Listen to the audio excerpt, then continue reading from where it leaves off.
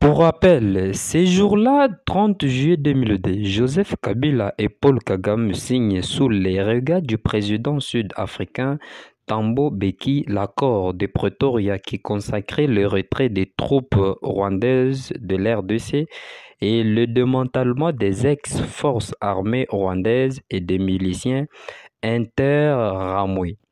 Pour rappel, au lendemain de la guerre lancée par le Rwanda et l'Ouganda sur le sol congolais le 2 août 1998 qui deviendra la rébellion du Rassemblement congolais pour la démocratie, RCD en sigle, plusieurs tentatives avaient été menées par la communauté internationale en vue de trouver une solution pacifique à ces conflits.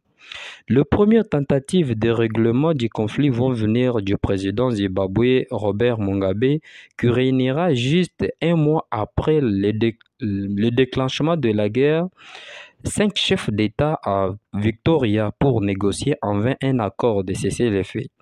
Cette première tentative sera suivie en avril 1999 de la signature de l'accord de Sirte, chapeauté par le président Muammar Kadhafi, où le gouvernement congolais s'engageait à organiser un dialogue national auquel prendraient part toutes les parties.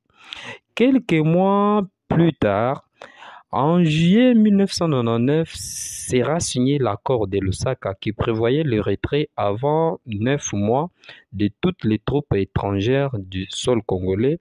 Après juillet 1999, les choses ne vont vraiment pas bouger.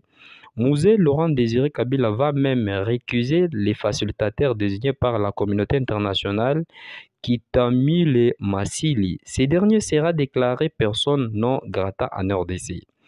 Il va falloir attendre la mort de Laurent Désiré Kabila et l'envénement de Joseph Kabila à la tête de l'RDC pour voir les choses bouger de nouveau.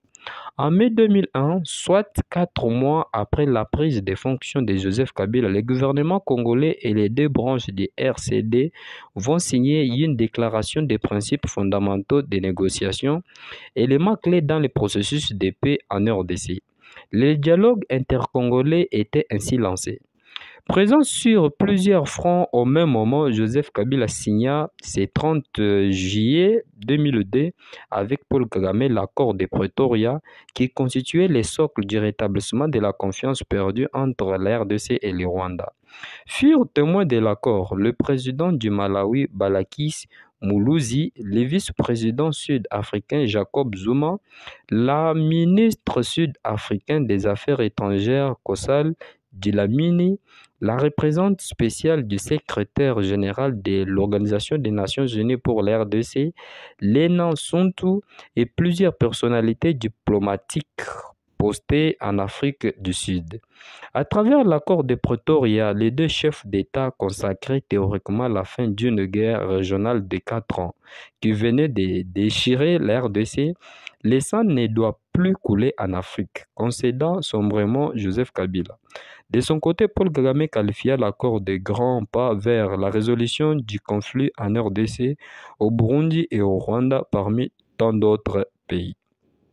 L'accord de Pretoria prévoyait un calendrier de 90 jours pour le désarmement, puis pour regrouper en RDC tous les extrémistes hutu-rwandais, les miliciens interamoués et les anciens soldats des forces armées rwandaises, en échange de quoi le président Kagame s'engagea à retirer ses troupes du sol congolais. Enfin, l'accord prévoyait un délai de 120 jours pour que la MONUSCO puisse vérifier la réalité du processus. Kinshasa comme Kigali s'était engagé à respecter les conclusions des observateurs de l'ONU qui devraient être épaulés par un contingent militaire sud-africain.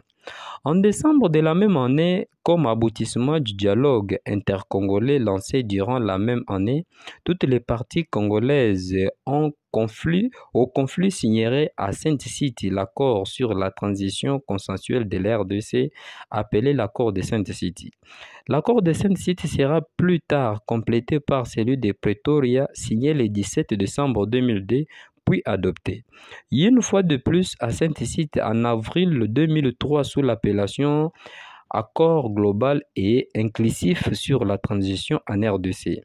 Ainsi naissait la période de la transition en RDC où Joseph accepta de partager le pouvoir avec 4 vice-présidents issus des composantes. Petit A, gouvernement de Kinshasa. Petit B, opposition politique. Petit C, rébellion RCD. Et enfin, petit D, rébellion MLC. La transition dura environ 3 ans avant que ne soient organisées les élections libres et démocratiques au 30 juillet 2006. L'affaire à suivre.